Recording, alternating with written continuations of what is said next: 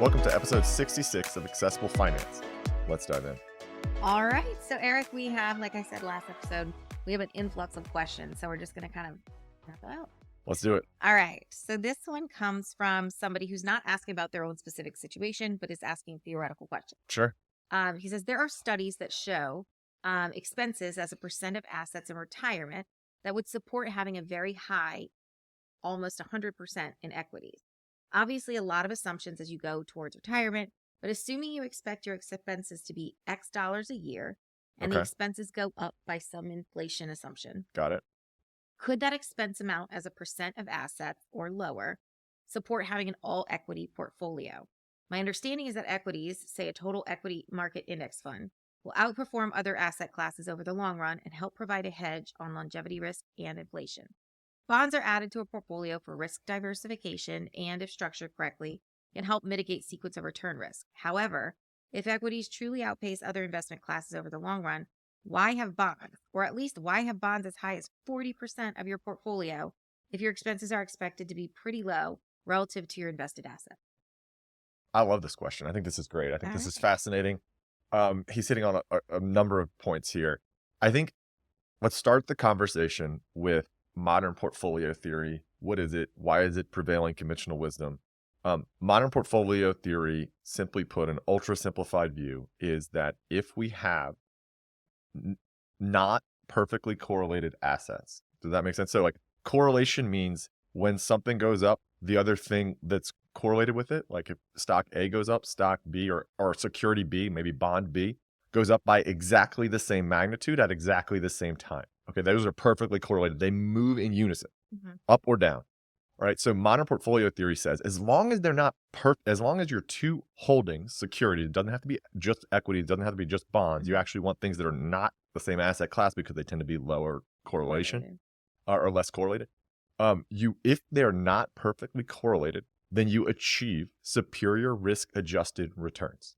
Okay, so we're trying to find things that don't move exactly together, right? So that we can essentially, when one goes, and then we couple that with rebalancing, and when one goes up, right, and the other one's moving down, or like when one goes down, the other one's going up. So we can sell the thing that's relatively overvalued or relatively expensive or has increased in price to buy more of the thing that's gone down in price because we believe in reversion to the mean. That's the idea behind rebalancing, okay? So we've got modern portfolio theory and then the ability to rebalance and reversion to the mean as the two kind of fundamental drivers of the way we think about and the way we conceptualize building a modern portfolio or a portfolio in today's world. Okay, so his question, I think, is, well, hey, wait, I don't need a hedge against this risk. Like, I'm not that worried about it. If the stock market goes down, I'm still fine. So why do I have to care? Specifically, or maybe it's not so much why do I have to care? It's why can't I take all this risk since the downside will not negatively impact me? Well, I think so. Further on in that conversation, right? So he got lots of questions. It was a very engaging thread. And later on, he weighed in that, he himself is retired, but not that far into retirement. Got He was it. somewhere in his 60s. Mhm. And he was frustrated that every person he met with kept giving him this percentage, like, oh, for your, like Gotta they be would look at the 60-40. chart. Yep. Yes. They would look at the chart for his Here's your age and and here's where you fall on the chart. correct. So Hun- he has these people who are employed by, Edward Jones or whomever, because he mentioned he name dropped everyone under the Oh, sun. yeah. But he was like, they didn't take my personal situation into account at all. It was basically, here's my graph, and I'm told that every person who is 65 Has to be have 60-40 this or portfolio. 50-50 or 40-60. Exactly. Yep. And he's frustrated by that, understandably. I So mean, that's where the question came from. shameless plug. Call me, my man. We can talk.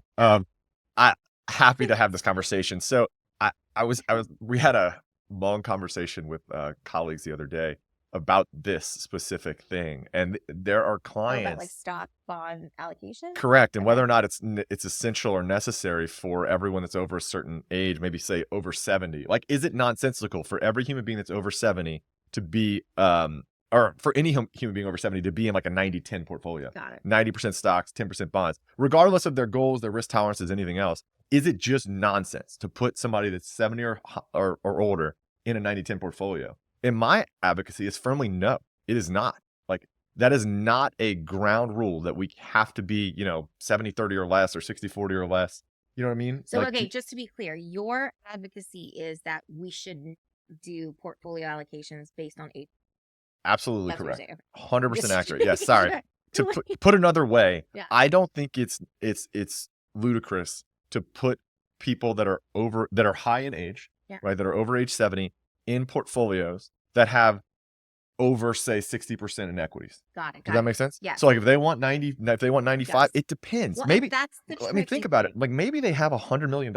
Yeah. Okay. Right. So maybe they want 95 million in equities and 5 million in bonds, but their annual spending might be, let's call it $300,000 a year. Exactly. If that's the case, they could just forget inflation. Yeah. They could spend the flat 300 Yeah. for for decades and be fine.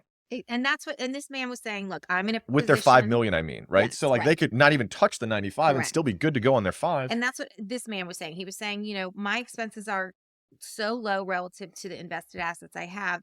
I don't need to use the assets as a percentage. So if it drops in the portfolio, I'm not affected. Right. He's ambivalent. And so I think for him, later on the discussion came out that, he's got like desires for legacies for his kids, but he doesn't have a number in mind. So he's like, I love Just the let it grow. idea, exactly, of trying to let it grow as much as possible. Absolutely. They're not in a position where they need to bank on the money that they're getting. So all of it's essentially like lagniappe, like we like to say. So Yeah. he was like, there's no harm in seeing what happened. Right. I think his the implication behind what the implication behind what he's saying is absolutely correct. There isn't it does not sound like even 60-40 is correct for his allocation. He's happy to and eager to take the additional risk with the understanding that it doesn't even bother him if it goes down 50%. Correct. Because he doesn't need it anyway. He's willing to just sit there, ride it out. He's not going to have to depend on that money. So another caveat that we would make here though is that we would have retirees put some portion of their entire portfolio in what I like to refer to as like a treasure chest, right? So we're going to sanction this away, or not sanction it away, but we're going to invest these dollars in very short-term, highly liquid assets. We're talking high-yield savings account, money market, right? Short-term government bonds, right? Like things like that, where or CDs, if that's your preference, need rises. Right, where we can liquidate it very quickly. All right. And we're getting interest on these dollars. So it's not just sitting in a checking account. But we're going to have maybe a year, 2, 3 years of spending. It's entirely dependent on the client's risk tolerance, right? That can serve as some component, like anything in excess of the emergency fund, which we'll have as well. That can serve as some of your fixed income right there, because that will help to tide you over if the equity markets dip significantly and you don't want to take any distributions from your equity portion of your portfolio. You now have this treasure chest to draw on, right? So you're not actually having to depend on your equity portion, and you're still safe from the market. You're still a little bit protected from the market downside. But yeah, there are significant situations, real quick, just so people might be able to live on just their Social Security and or pensions, and that might cover 100% of their living expenses. So like what we want to think about when we're trying to design portfolios for retirees is covering the shortfall. Right. And what I mean by the shortfall is your reliable fixed income, right? And I don't mean bond coupons only. I'm talking Social Security, pensions, right? Like an annuity that you've realized, things like this that are going to, maybe I spend $10,000 a month and I have $6,000 that's coming in from Social Security plus a pension. Right. Okay. Now my shortfall is $4,000 a month. We just took our $10,000 of expenses, right? And our $6,000 of income. Now we're left with $4,000 a month. That's the gap we have to bridge. So when we're thinking about expenses, if we're talking 1 year, we're talking $48,000. We're just going $4,000 a month times 12 months in a year. So we're thinking $48,000 per year. And if we have that set aside, then it can provide some comfort to clients that, hey, look, I don't even need to look at my portfolio as a whole because I've got this money in a treasure chest where I can go and take that. Correct. And the market's not going to mess with it. And so playing devil's advocate slightly, I think that oftentimes when we have people come to us, what they say their feelings are, their beliefs are, don't always actually match what they truly are. Boy, is that true. And that's where having that like risk tolerance conversation with them and then walking them through, we have a questionnaire, we'll walk through the questions. We want to make sure they understand what it is that they're agreeing to and signing up for. Because if we Yeah. don't do our due diligence here. We put this man in all equities. The market dips and he freaks out. We have not helped this man achieve the peace of mind and comfort that he claims that that would have given No, him. that's a very good point. Very good point. So what tends to happen too is people are like, wait, bonds might return 5% a year on average and stocks return 10. Yeah. I like 10 more than 5. Yeah. Let me go all in stocks. And you're like, Yeah. right, sure, I like it, but did you know volatility is Yeah. real? And they're going to be marginally more volatile on average, And we talk about the fact that like every 7 or 8 years, you would expect a significant correction. correct. Yeah.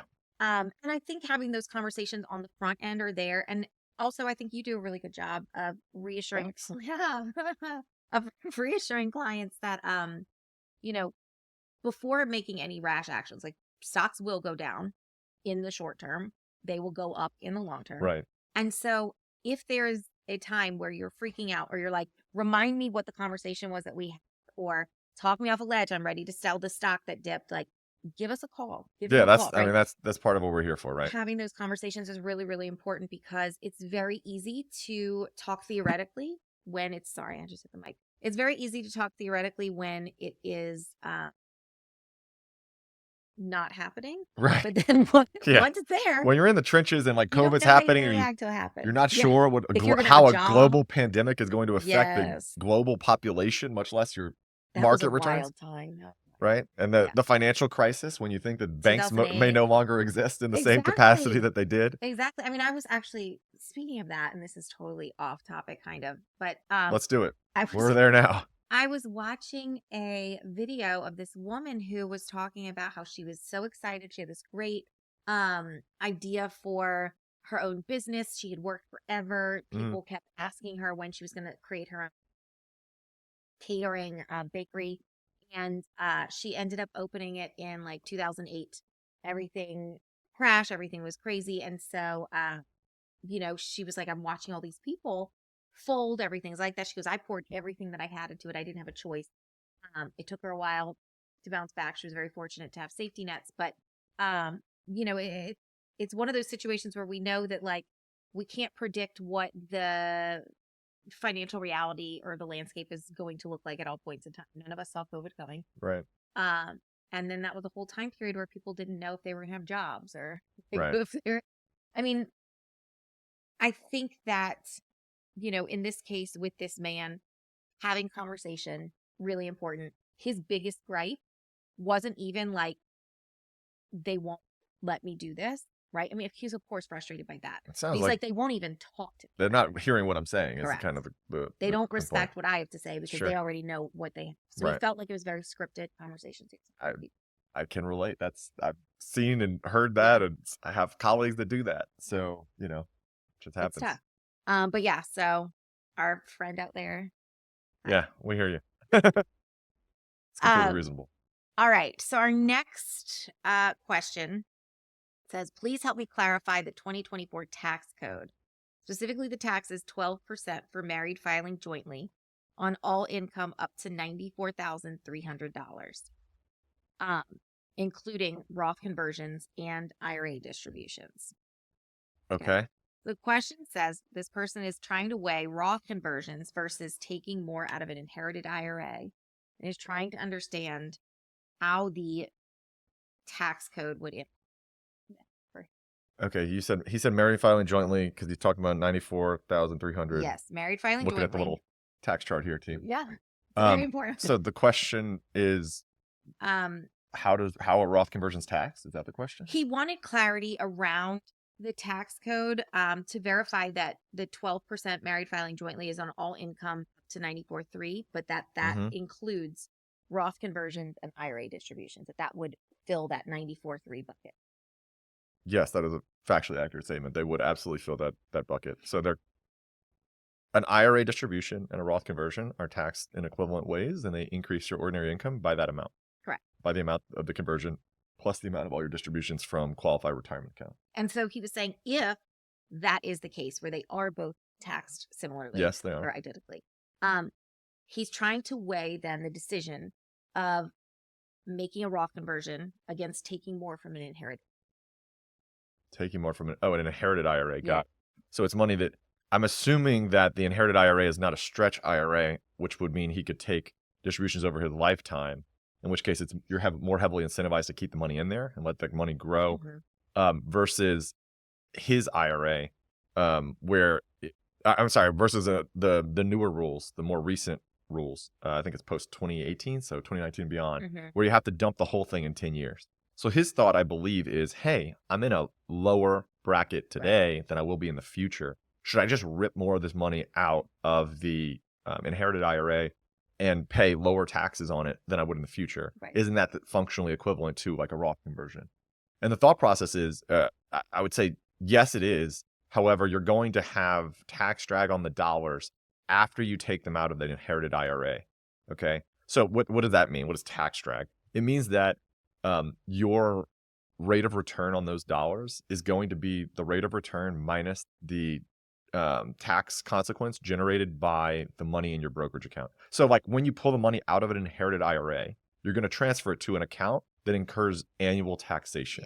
Right. So if I put it in a brokerage account and then I invest in, let's say, like SWVXX, just a money market, all right, and it's giving me 4%, I'm going to have to pay tax on that 4% at my ordinary income rate. Right. So the fact that I have to do that is what's called tax drag, or the amount of tax that I have to pay is subtracted from my earnings, and that amount of tax is considered the tax drag, right?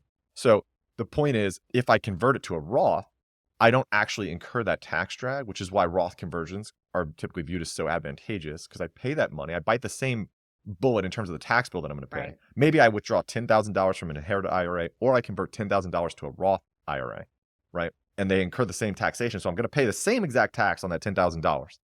Okay, so like $1,200 if we're going to pay it at 12% marginal. Forget the state and everything else. So we're talking $1,200. I'm going to pay that for under both scenarios. But then the $10,000, or I'm sorry, the $8,800 remaining in each account is going to incur different tax consequences on an annual basis thereafter. So the unfortunate reality is it depends. Yeah. It depends on your tax. It depends on your age. It depends on the rest of your assets. It depends on the rest of your portfolio, your brokerage accounts, your other retirement accounts, what your RMDs are going to look like, how much your tax deferred accounts have. Yeah. I know I said a lot of words there that most people probably didn't follow, and I probably wouldn't either if I were listening. So, I think the fact that he's looking at trying to compare like pros and cons of a Roth conversion versus taking additional from an inherited IRA is a good, it's good where he should be thinking. It's smart, and you're thinking about it correctly. Yeah. Right. There's just a lot of unknowns here that that would help to contextualize the situation and better inform the decision-making process. But they are both taxed as ordinary income. What you really want to be looking at, as we talk about frequently, is your marginal effective tax rate over time. And we've talked about what that means, but basically it's your all-in taxes paid today versus what we think our all-in taxes paid, including IRMA and net investment income tax, will be tomorrow and the next year and the next year. And that does require making some assumptions. Absolutely. Educated guesses. Correct. Yes. So again, like you said, it is going to factor in a lot of things like age, what kind of taxes have already been paid in the past, what taxes are we paying today? Correct. What taxes are we looking at paying in the future? Another option that wasn't mentioned that you could consider, I'm not saying that it's better. It's very likely not to be better. But you could think about capital gains rates, right? So you could think about the fact that if you're married, you're going to have a 0% capital gains rate up to the 94,000. It's like a little bit less. It's 94,050 as opposed to 94.3. Yeah, so it's like a couple hundred off. But basically, that whole, let's call it 93. Sorry, I didn't mean to do that. No, you're good. So up to 93K, if you had like an unrealized gain in like an equity position that you held in your brokerage account, like maybe you're too, like you're over allocated, you're concentrated in Apple or Nvidia because they've run up recently, you could consider selling some of that and paying 0% capital gains on the increase there. Right. So that's just another consideration when you're in these brackets. There's a lot of planning opportunities when you're either in an artificially low bracket, or I shouldn't say artificially, I should say like anomalously low bracket. Correct. Like you don't expect to be there very frequently or very often. Like the 12% is quite low. Is incredibly low. So chances are that a married couple who is employed is probably not even out there.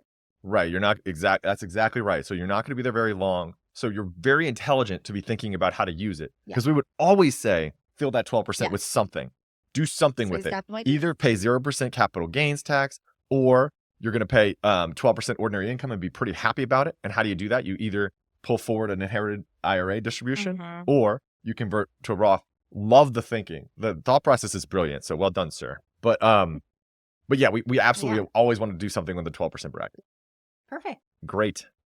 All right. So we have one more super quick one. Oh yeah, super quick. Let's hear it. Those You doubt I it? tend to make I tend to make most things take a while. All right. But Well, then we can you use know, it as a teaser for the next oh, episode. you're good. Well, we can answer. Let's see what we got. All right. Maybe. So this woman writes in, my husband's planning to retire next year.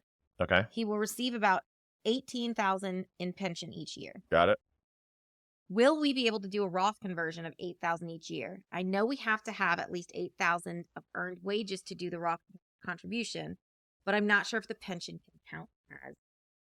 Wait. So okay. This is not gonna be quick. So that's our teaser as our opener for Is this it? episode Okay. then. All right. Fair enough It's not then. going to be quick. Okay. We're going to save listeners.